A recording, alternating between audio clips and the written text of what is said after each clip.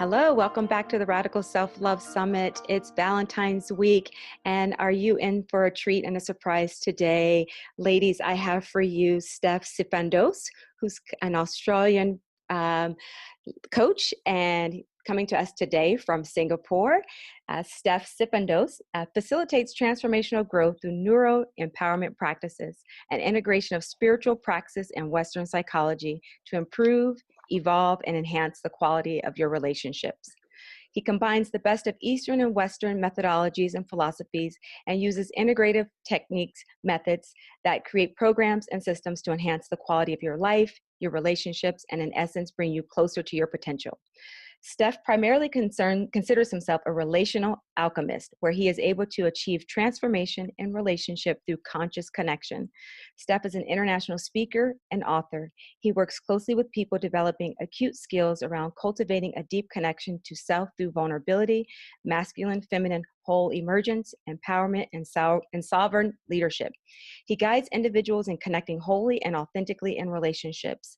Steph also holds extensive experience in the areas of Ayurvedic medicine, life coaching, mindset coaching, and holistic health. Steph embodies all this interconnected wisdom and experience to facilitate authentic and connected leadership development programs globally. Welcome, Steph. How are you? Oh, well, thank you for the kind introduction, and thank you for having me out on your summit and reaching out. I really appreciate it. Of course, I'm so honored to have you. And I love the message and the voice that you speak. And I think it's an important message for women to hear, for couples to hear, people that are aspiring to be in relationships. And I just want to learn more about what you do and share your message with everyone listening. So tell us what it means to be a relational alchemist, and what is that approach and methodology in helping people build healthier relationships? Yes, thank you for asking that question. So, in my own life, I've personally experienced disharmony and disconnection in my own relationships, and I've personally been out of integrity in many of my relationships and my intimate relationships, and have been out of integrity towards myself as well. I've not really come from a place of groundedness and connection to self, and have valued who I am as an individual walking this path on this earth. And that's influenced the way I've behaved in relationships. So for me, relational alchemy is really transmuting or transforming the relationship that we have to things, to ideas, to beliefs, to people, to ourselves, to our purpose, to our calling, to our romantic partners, and transforming that from an undesirable state of being or expression to one that is excelling in internal and external cohesion and connection and unity and openness and communication, authenticity. And I've experienced that in my own life, those transitions, and they've been very dark and dismal and deep transitions, but they've been beautiful, and they've been open, and they've been revelatory for me and deeply revealing. And it's inspiring for me. I have great clarity on being of service in that space, especially in particular to how we relate to ourselves, and then how we relate in intimacy and romantic intimacy, and really up-leveling how we behave and how we conduct ourselves and how we feel and express in intimate relationships, and not just romantic relationships, but also any relationships that we perceive to be of value and of importance to us. And for me, I just have complete clarity on being that person and being of service in that way to the individuals that I'm blessed enough to work with or touch their lives, and they of course touch my life. That's beautiful. And so how do you coach clients, people that come to you, to develop and cultivate this type of awareness within themselves, to recognize their patterns and the way that they relate to people? And we'll speak, because this is centered around Valentine's Day and romantic Sure. partnership. We'll speak about relating in more of an intimate romantic partnership. How do you Sure. help people cultivate that inner self-awareness so that they can change the reflection of the relationships that they show up in? Yeah. So for me, I've developed a model and a program around conscious relating. It's called conscious relating. There's 12 principles in that program, and one of the key principles is self-gnosis. So self-knowledge, self-awareness, understanding self, connecting to self, knowing self in every level and layer possible, and allowing that to be continuous learning and continuous growth and an ongoing journey. So for me, it's understanding where we've come from, and not so much harping or focusing on the past, but understanding who we've been and understanding our patterns, knowing where we are and understanding where we want to go, and understanding who we wish to be and what we wish to embody. So the doing and the being aspect of that. So we're creating a wholeness within self rather than a polarized contrast or a fracture within self. So as a framework, that's in very simplistic terms, it's knowing where we've been, understanding our patterns, knowing self in as many ways possible. And there's various tools and techniques that I use to assist people in that journey, knowing where we are and having a blueprint for our future, or having a blueprint for in the present moment for the idealized version of self, or what that actually looks like, what that feels like, engaging the five senses, engaging embodiment practices, engaging neuro empowerment techniques, engaging neuroscience, spiritual practice, leveraging ancient wisdom and esoteric wisdom, and bringing that into our behavioral patterns, and then beginning to heal and mend relationships of past or current relationships, and then stepping into the person that we wish to be. And again, there's various tools and techniques that I use and methodologies. It depends on the individual, it depends on the size of the group, or if there's one person, or if there's many. So that varies with the issues that people face as well. But generally, we're human beings. We're the same. We're different, but we're not. And difference is to be beautifully celebrated, but our sameness is also unique as well to our species. And the reality is that there are certain fears that we come from that drive us. There are unconscious beliefs and patterns that drive us. And once we tap into them and understand them, we can equilibrate and neutralize them emotionally, spiritually, physically, and mentally. And we integrate the four bodies of the human sphere. And we begin to find and create that cohesion within self. And we begin to find that balance and that happiness, that meaning, that fulfillment comes. And there's formulas that I have around happiness, how to cultivate that, and how to change our physiological state, our mental states, emotional and spiritual states as well. Can you share one step or one way that we can do that? Yeah, absolutely. Anything specific that you're thinking to? No, well, I mean, I find that, the more that I evolve spiritually, emotionally, and just understanding myself, I find that self-awareness, I think, is like the really crux and really a critical part of creating and establishing healthy relationships. I find that I'm constantly aware of myself and the presence of the people that I'm with and the thoughts that I keep and the old patterns and thoughts and negative voices or whatever that may come up. But when you talked about just helping people sort of understand themselves, I just wondered if you had like a concrete example or something that you could share. Absolutely. So I'm a believer in shadow work. So really exploring the wholeness of ourselves and not just the polarized aspect of ourselves. In other words, exploring what is deep within us and that society maybe shuns, that we don't value, that we don't appreciate, that we don't acknowledge, that we don't take ownership of. And that could be character traits such as selfishness or aberrance or anger and aggression, or jealousy, or a propensity to fall into melancholy, or whatever it may be, and really acknowledging and taking ownership of that. So there's so many different exercises that we can use, but there's one particular exercise that allows us, and it's a 5-step. Well, it's essentially a 5-step process. And this is just one of many in terms of exploring the shadow self, because that brings a greater self-awareness into who we are. Yeah. So firstly, in context to relationship, in context to intimate relationship, it's taking a look at our past relationships and our current relationships, and observing and using the technique of journaling or writing, because there's tremendous brain integration that takes place there, left, right hemisphere, and also lower and upper brain regions. When we write, when we express, we allow ourselves to really perceive our experiences and our memories from a varied vantage point. And that very vantage point gives us perspective, and then new neural connections take place in the brain. We're literally rewiring our brain just by writing down our memories, because then we begin to associate with those memories in a different way. We begin to give different meaning, especially if we set a very clear intention around what we wish to embody from this practice.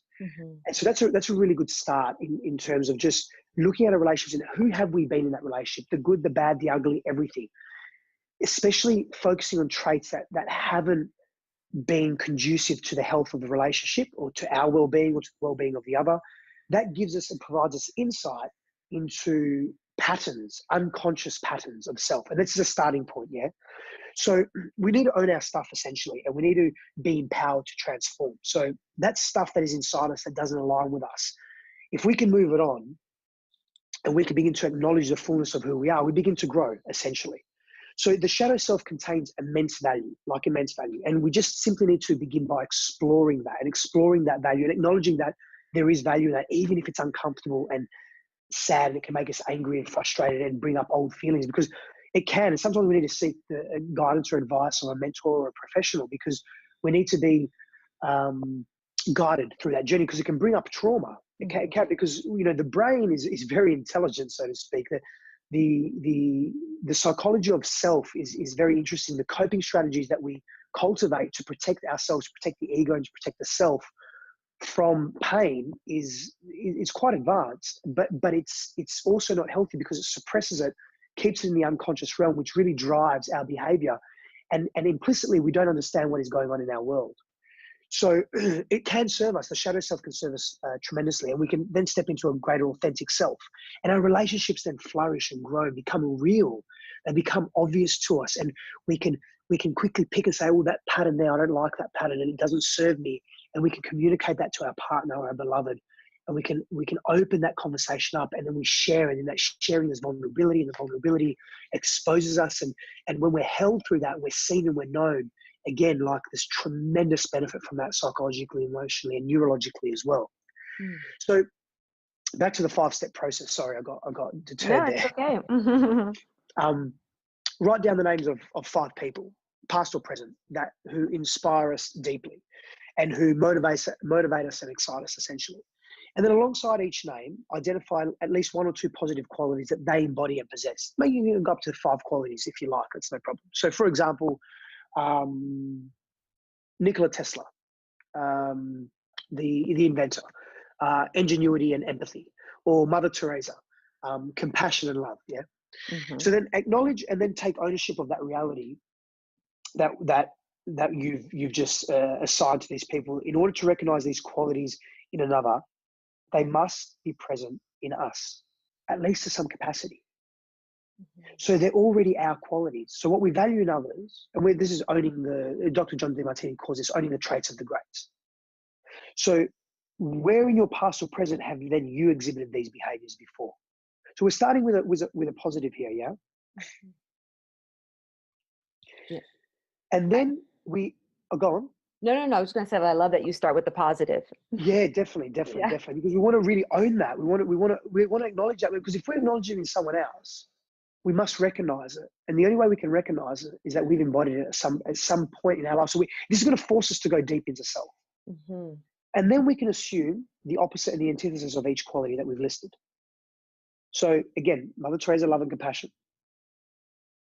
We can use apathy and hate, or apathy and anger. Where have you been?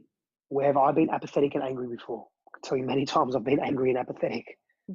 We own that as well. We can take a moment now, or various moments, and this is confronting and this is difficult, but the work can be challenging. But the deeper the challenge, the more profound the growth. So we acknowledge that each negative quality must also be our own, and the same ethos of recognition applies here also. So when we step into this space, it's about now switching our perspective and saying, is anger and apathy bad per se? Like, is it really bad, or can it be useful? Can it be a tool for growth and learning? And then we ask ourselves, how do these negative qualities in particular, serve me, and how have they served me in the past? And what must I learn from these expressive states, postures, and qualities in order to grow, in order to add value to my life and to the life of my beloved as well? And that's a very confronting and very difficult question as well to ask. But through this process of exploration, the moment we ask a question, like, for example, you're driving and you're lost. So, okay, where do I need to go? Or what is it? The brain will automatically start scanning for solutions. As with the emotional self, the limbic system will integrate a sense of self and say, what emotion do I need to attach to this question in order to answer the question or to respond to it in the best way possible? Now, what generally happens is that we work on unconscious patterns. So the emotional response isn't always going to be in alignment to the health of the question or to the most favored outcome. But we can master that by mastering ourselves and understanding the wholeness of who we are. So looking into the polarity. So when we ask these questions, we need to be honest, we need to be non-critical, we need to be gentle. That in and of itself is a practice. We need to be open and inclusive with ourselves. That can be very difficult for people. It's been very difficult for me in my past to be kind to myself in that way, to be compassionate in that way. And what this particular exercise does, is it allows us to recognize the value of the shadow self, and it will prompt us to not so quickly repel or be so strongly against these expressive elements of self. So rather than ignoring the shadow because of the avoidance of some form of pain or fear that it presents, we will end up gravitating towards it, and then we diffuse it, we neutralize it. Now imagine all of a sudden in relationship, in intimate relationship, you're not now coming from a place of unconscious pain and fear that is causing you to push your partner away, or push or pull yourself away. Imagine the openness and the vulnerability and the sharing that takes place. How beautiful is that? Mm-hmm. Very beautiful. Mm. What is there a next step to that? That's the five. That's the five Oh, steps. that was five steps. In that section. Yeah, in that It's section. beautiful. And I mean, it really gives you a very tactical approach and of steps and things that you can do, because the work that you're talking about requires work, right? That deep, Yeah. soulful, intimate connections don't just happen, right? That we have to become that and embrace that, like you said, that compassion, that intimacy within ourselves before we can exchange and share that with a partner. Is that what I hear you say too? Yeah, absolutely, absolutely. And in between all of this is taking the space and the time to sit in silence and stillness, to connect to nature, to ground oneself. You know, whilst we're doing these exercises, the five steps that I've just mentioned there as an example, or any deeper work on self, it's spending the time in between to, your version of meditation, some deep breath work, relaxing the physiology, and being kind to yourself, getting a massage, allowing yourself to feel connected to self, to earth. Again, silence and stillness is beautiful. Being in nature is beautiful. Spending time with people that support your journey, that you trust, respect, and revere whilst you're doing this work to nurture you. Nurturing is really the key. And effort is required. It's a fallacy to think that intimate relationships, I used to have this belief many years ago that if an intimate relationship is difficult or challenging, then it's not meant to be for me. Absolutely. That's ridiculous. Yeah. Absolutely ridiculous to think like that. It's absolutely ridiculous to think that, like, the fact you're getting out of bed in the morning, that we rise, so that requires some level of effort. To brush our teeth, to wash our face, to go and exercise, to go to your work, or to engage in your purpose or your mission, to be present for your children. It requires effort. Like, effort is not a bad thing. And maybe we need to rename effort. Maybe we need to use another word for effort. Well, it's funny you say effort, because I was going to say that I actually like the word effort instead of work. Perfect. Work, because I think work often has a bad connotation. Like, relationship takes work, and parenting and motherhood takes a lot of work. Yes. But if you say effort, right, it's effort, right? We have to put forth some degree of effort, whether that's a little, a lot. I like the use of effort. Yeah, I do personally as well. I think it's a beautiful word, and I think it gives us context and gives us, I think it gives us context, and it gives us stability in who we wish to be in intimate relationship as well. And it gives us a grounding and say, well, if I want to move through this, I need to go deeper. I need to shed some layers. I need to explore, and to do that with one's beloved is a beautiful thing. So, because a beloved is a mirror, effectively. A beloved is a beautiful being that triggers us, that prompts us, that prods us, that pokes us, that exposes those shadow elements, exposes those unconscious patterns that we can shift if they don't align with us anymore. And it's turning the unconscious into conscious, and the beloved really assists deeply in that space. And the person that you're describing, some people might run away from that person that makes them feel vulnerable and exposes Correct. them and brings up their past and their patterns. But, It's too intense. yeah, you said something very spot on. It's like, when you said you didn't know what you were doing in your relationships in the past, I think that speaks to all of us. We're not given a tool guide on not even just how to be in a relationship with other people, but how to be in relationship and connection with ourselves. So it's really this journey, this process of learning as we go, and reaching that place where, we So I don't know, for me personally, it's like this light bulb just kind of goes off, and it's like, okay, wait, I'm pushing these relationships away, or really understanding, what does it mean to create a relationship of value and of substance that's not going to bring up, or if it does bring up shadows and fear, that I don't run away from it. Right. Mm, Just having mm, those awarenesses and all the things that you're talking about, I think are things that people have not had the foresight of understanding about mm, relationships. mm, So mm. that's one of the reasons I wanted to offer this really unique gift to women during Valentine's Day, because I hear a lot of my friends and women in general that are frustrated with their dating life or the relationships that they're Mm. currently in. And I believe, and I'm hoping, and I have faith that there are great relationships out there to be had and to be discovered. Yes. But I do hear from a lot of women that feel discouraged. I've been in that place of feeling discouraged. I don't feel that anymore, Mm, because the deeper connection I've just come into myself, I just know and I trust and believe that there's going to be a mere reflection of the growth that I've created within myself. um, mm, but there are women out there who have that feel discouraged that that connection, that intimate relationship, does not exist for them.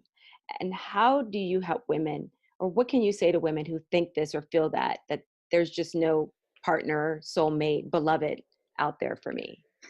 mm. Well, the more we feel that and the more we think that, the more that is going to come into Reality. our reality and our awareness, because Hmm.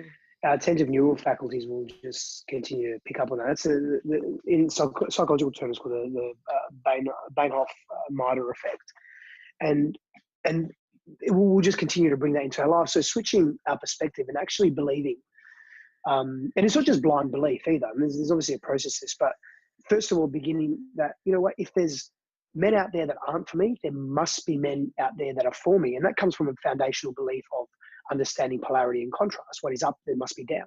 There's left as right. So bad, good, whatever perception you add to that, wrong, right, it exists. So as a starting point, being open to that.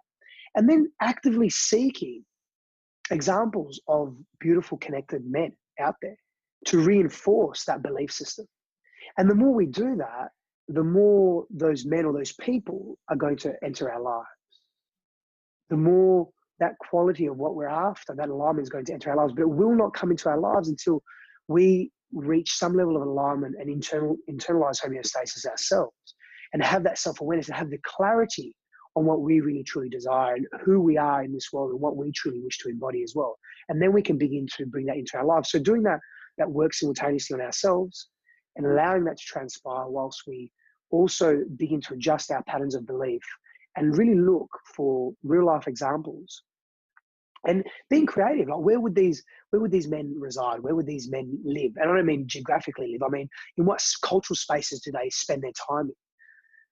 And we have access. We're such a globalized community, connected community now. We have access to every corner of the world almost. In the next 5 years, that's going to exponentially grow as well. In the next 5 years, another 1.52 billion people will come online, so to speak. That's phenomenal. It's phenomenal. So we're increasing our access to quality human beings that really want to be of service to the world and want to be of service to themselves and grow and expand and explore and are curious. So these people exist. My circle of friends, the people that in my peer groups, extended, and the various peer groups I have, are quality people. Like, I personally don't have shit in my life. Yeah. Like, I just don't. I don't have that immaturity. I don't have the misalignment in values. So people, like, for example, I'll give you a really good example. Like, I was in Miami last year in November, December. And I've been to Miami a few times. People always gone on about how superficial Miami is and how aesthetic it is and ego driven and so forth. And yes, it definitely carries that.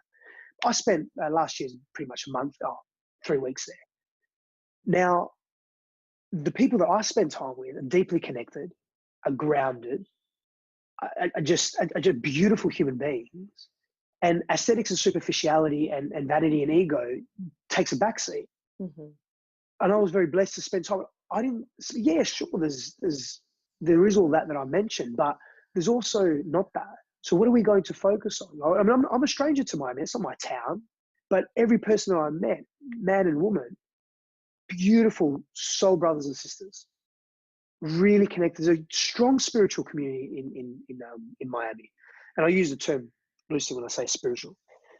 but there's a strong connected community in Miami, in terms of wanting to be of service, creating space for people to come and share and heal and give and receive, and it's beautiful. Mm, So it exists, and right. the more we become tainted by our experiences, and we lock ourselves into those experiences, the more we isolate ourselves, and that's sad, because every human being has so much to give. And what I say to everybody is that you have no right to deny yourself, to deny the world rather, of your brilliance. It's not fair. And if you stay in that box and you close yourself and you isolate yourself, and you believe that there's no good people out there, there's no healthy people out there, there's no aligned people out there, and it's a disservice to your growth, it's a disservice to humanity as well on earth. That's not fair. It's not fair on you, not fair on others that are in your life. Hmm.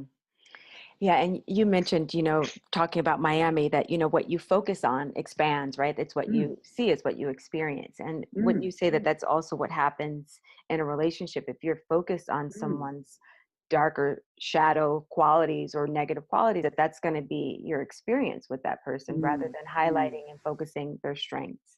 Is, mm, is that mm. your take on it too?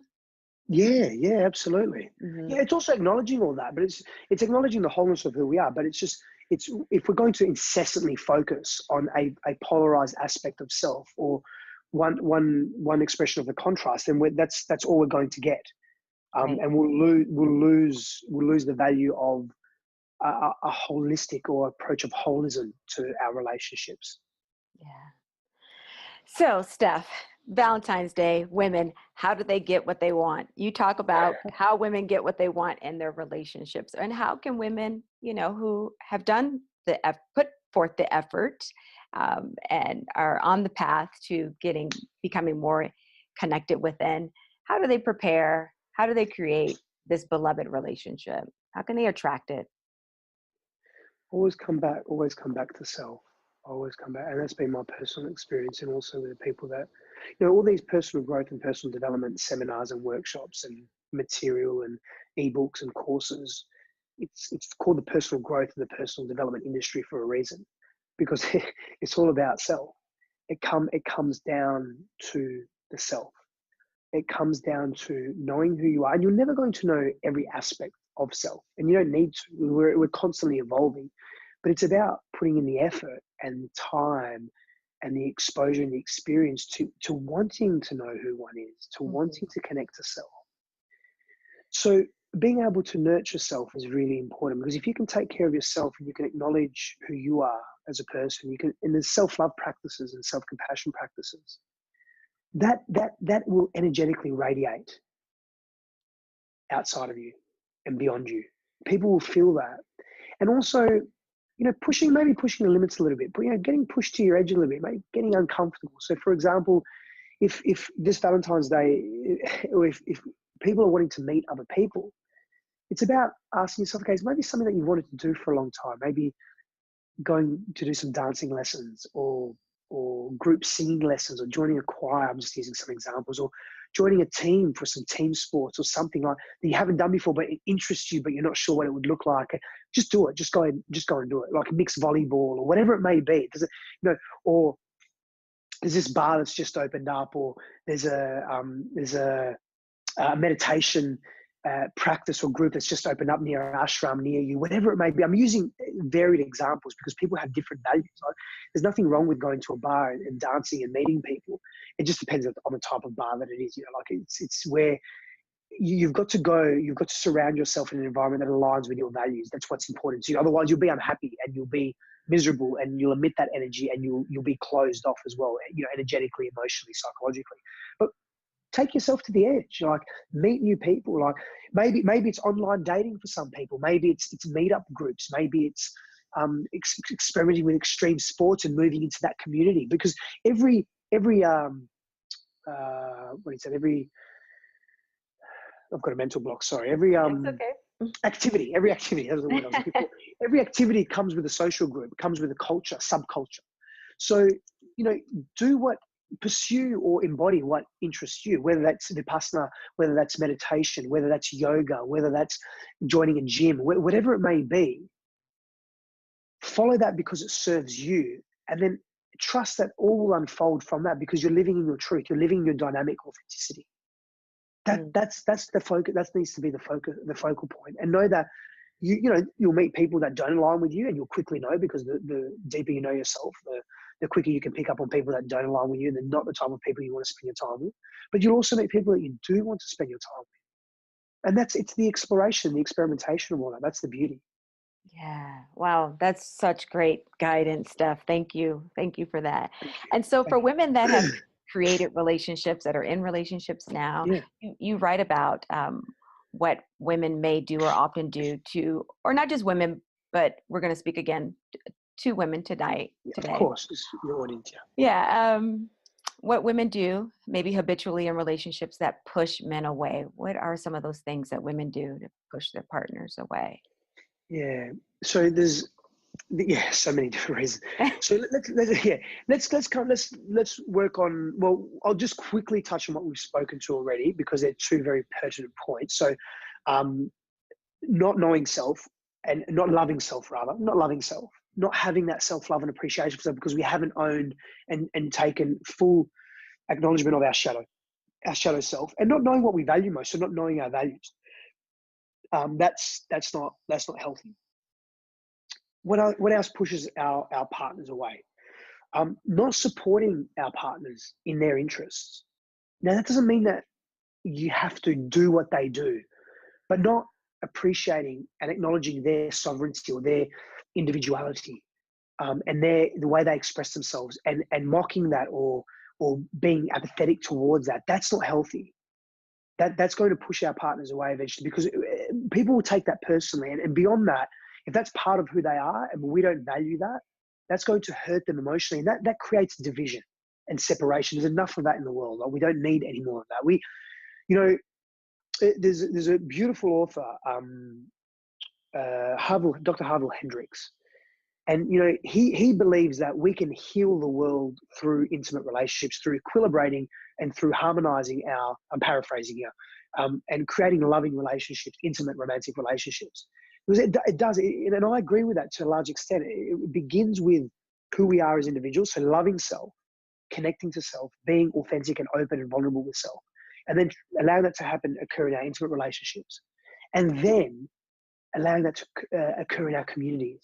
So we're minimizing the division, and the communities to our states and cities, and our cities to our countries to the earth, and solar system and galaxy and cosmos and all of that.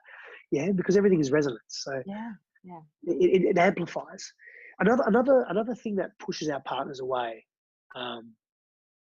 is not engaging in vulnerability. So not being vulnerable. This is huge. This is huge, especially for men. So I suppose the counter to this is, if there's a really strong foundation of, and this is for women, so there's a really strong foundation of love. Not that women are all women are vulnerable, not at all, because we all come from fears and pains as well. But it's huge for men, for socio-cultural reasons and reasons of upbringing and environment and familial dynamics and culture, and a myriad of other historical contexts as well. Why men associate being vulnerable with emasculation and not being masculine. That's another conversation, but at a collective sense, largely. But so for women, when men aren't able to be vulnerable, if there's a foundation of love and care and sincerity, and for lack of a better term, a series of boxes are ticked with respect to the mutual love and affection and intimacy and dynamic of that relationship, women to be nurturing and open in that space, and holding men through that vulnerability, and just and slowly bringing them into being vulnerable and being patient. Patience is a huge point there. But not being vulnerable, that's going to push us away. Like, if we're not able to be open, if we can't communicate openly, express our truth, we're stuck in our rigid ways, we can't express deep love. If we perceive it as a weakness, if we're threatened by vulnerability, this repeated action compounds, and it creates a great void between lovers. And we need to tell our partners how we feel when we feel, and we need to do it in an endearing, connected, open, transparent, and considerate way as well. That's so important. Mm.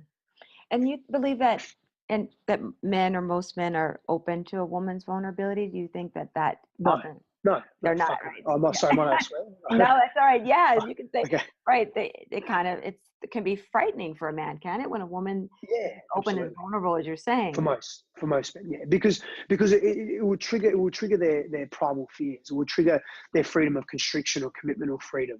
It will trigger their fear of there's many different fears, but not all men, of course. I'm generalizing. I'm very clear Of on that. I'm course. generalizing, yeah.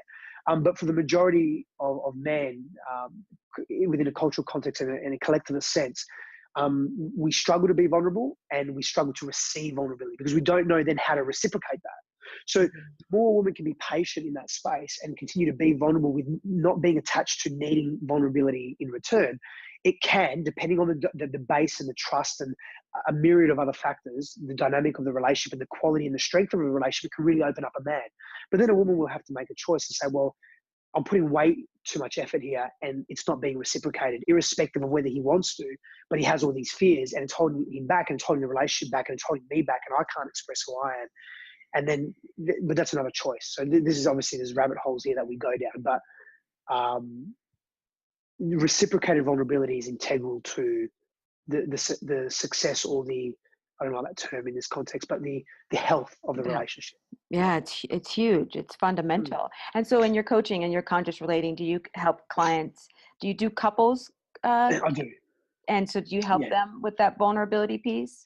absolutely, hugely, Yeah. tremendous. Yeah, there's embodiment practices that we leverage that we use as I teach people how to. So I've developed another model in a program called the conscious communication model. There's 12 principles in that as well. So we use those principles to really engage people and opening people up.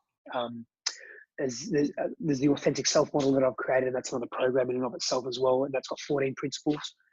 And I extrapolate these in great detail and depth.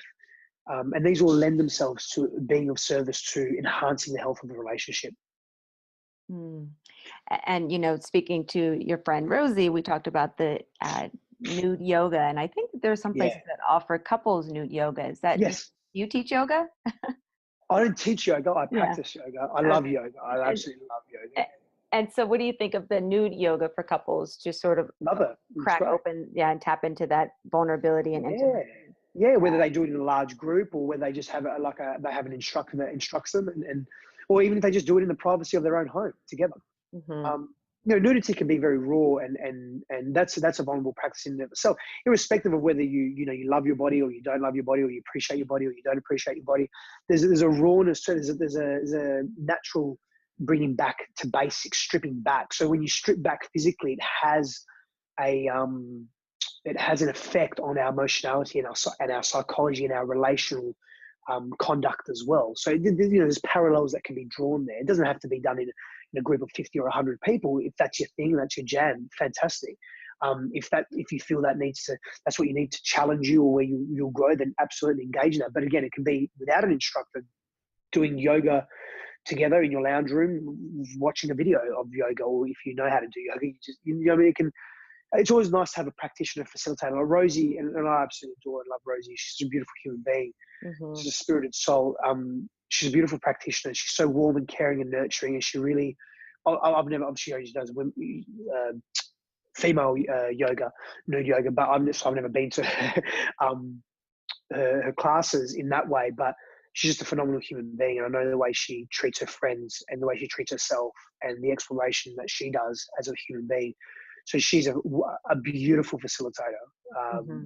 of that journey. It's more than just being nude. It's really, I wish she would have said this in the interview, but there's themes that she runs through as well. And each session is really unpacking an aspect of self, which is beautiful. And again, that nudity can assist with delayering, stripping back and just getting raw, breaking those constructs, breaking those perceived limitations that we have and the judgments and the critique and just letting it all fade away. Hmm. Absolutely. Absolutely. And Steph, so you have a free offer that you're Yes. offering to people listening, and it's the Yes.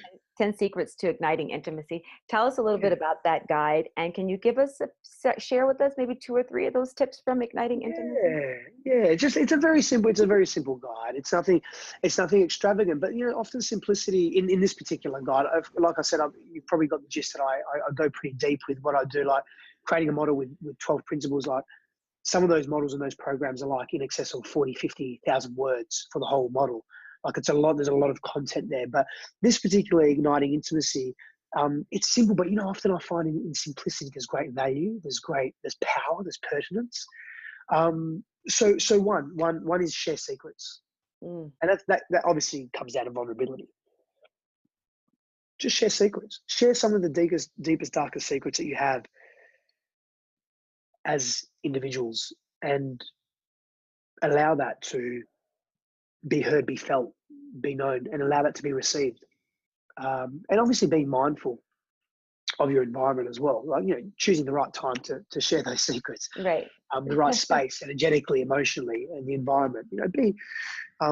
But it can really cultivate safety and trust and reverence, which leads me on to the next one is trust, respect, and revere each other. And that's an act. That's a conscious act. Like, it doesn't just happen. Like, you need to be you notice the small gestures or the small actions. You notice where you both matter. You notice the effort that the other puts in. And you respect that, and you revere that, and you demonstrate that. And you demonstrate that, which leads me on to the next point, in the language of the other, the erotic blueprint or the erotic language, the love language, the passion language, the way people communicate in so many different ways, express that to them. So acknowledge that you trust and you respect and you revere them, and then show them how in the way that they will understand and receive that fully. And just from those 3 points, you can really, really deep dive into your relationships and ignite deeper intimacy, because there's at least 11 forms of intimacy. Intimacy just isn't sexual or physical. There's emotional intimacy. There's intimacy reached through challenge. There's intimacy reached through rearing children. There's intimacy reached through experiencing trauma together. There's intimacy reached through appreciation of aesthetics and art, beauty, and the physical world as well. So we can cultivate deeper connection to self through so many varied layers of intimacy. It's beautiful. No, I love the guide that you've written. I've downloaded it myself, so thank you. And I encourage everyone listening to download your copy of it if you want to ignite more intimacy in your life. And so we're going to close, but before we do, it's Valentine's week, and we're celebrating all week, all month long, all year long. Why not? What's one sort of, you've given us a lot of great practical tips and guidance here, but what's sort of one self-loving date or activity, something that women can do in honor of Valentine's Day for themselves? Anything yummy, anything enticing? Yeah. Go, first of all, go all out. Like, really, really just fucking go all out. So take the day off, create a day just for you, and plan that day, make that day happen exactly as you would like it to happen for yourself. And that could mean in the morning you get up, and if you're, align that day with your values. Like, just not pack that day, because you don't want to be under stress or pressure, but just fill that day lovingly and effortlessly, seamlessly with what matters to you. And it could be getting up and doing some exercise in the morning, or yoga or meditation. It could be spending some time, if you have a doggy or like a puppy or a kitten or something, whatever it may be, maybe having some breakfast with some friends, maybe treating yourself, getting a 1 or 2 or 3 hour spa session, spa, sauna, massage, facial, whatever it may be. Spending time with nature is definitely so important. Spending some time in silence and stillness with yourself, reading maybe, whatever it may be, but just the essence or the framework of it, and the creativity and the spontaneity is you fill in the gaps as an individual. Fill your day with what you value most. Yeah. Like, get clear on what you value. If friends and family is what you value, then spend time with friends and family. If you need some space on your own, you just need some quiet time, make that. Just listen to you. That's the framework, and fill the day with what you value most. I love that. I love it. You said it. Align your day with your values. That's Yeah. Big takeaway. And I think I don't want to tell people to go to the beach. People don't like the sand, or they don't like the ocean. I love the ocean. I'm an ocean baby, but some people don't like the ocean, or they live in the mountains. They don't even have access to the ocean. Yeah. So fill your day with what you value. Yeah, and I think that gives people a very intentional way of starting their day, and kind of, even when it's not Valentine's Day, just being very intentional and deliberate about what they're going to create for that day. And if you're aligning it with your values, you're optimizing your day, you're optimizing your experience, right? Yes. I love that. Yes. So tell us, Steph, what's next for you? Are you going to be coming to the States? Where can we find you? What's on the horizons? Okay, wonderful. Thank you for asking. I will be coming to the States soon. I'd say towards the end of the year, I'm going to run some workshops at the end of the year on the West Coast in California. Some men's retreats specifically, maybe 1, 2, 3, 4. I'm not sure how many yet, but 5-day retreats for men for the Reclaim Your Kingdom and Conscious Warrior program. And also, I aim to run a retreat as well, a 5-day immersive on conscious relating. Couples and individuals, but how we can get the most out of intimate relationships and really embody health in our intimate relationships. So I'll be coming to the States end of the year. I'm not sure when yet. Finalising that in the next month or two. Great.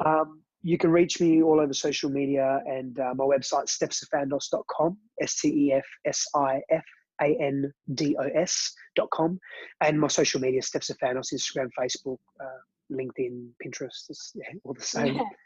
Yeah. Across the board. Oh, I love it. So you'll keep us posted on your workshops, and so we know where to find you. You'll keep us posted, right?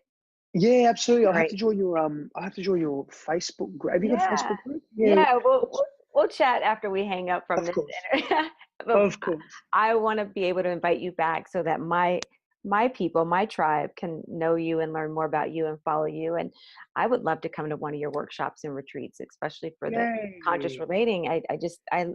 Your message is powerful. It really resonates. And I hope that you've connected with a lot of women listening today. And I just want to thank you Thank for you.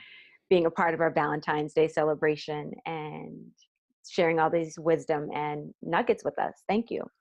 I really appreciate you asking me to come on this, and I'm honoured, and it's a privilege to be here speaking with you and to your audience. So thank you so much from my heart to yours. I really appreciate it. You're welcome, Steph, and we look forward to seeing you back. Thank you.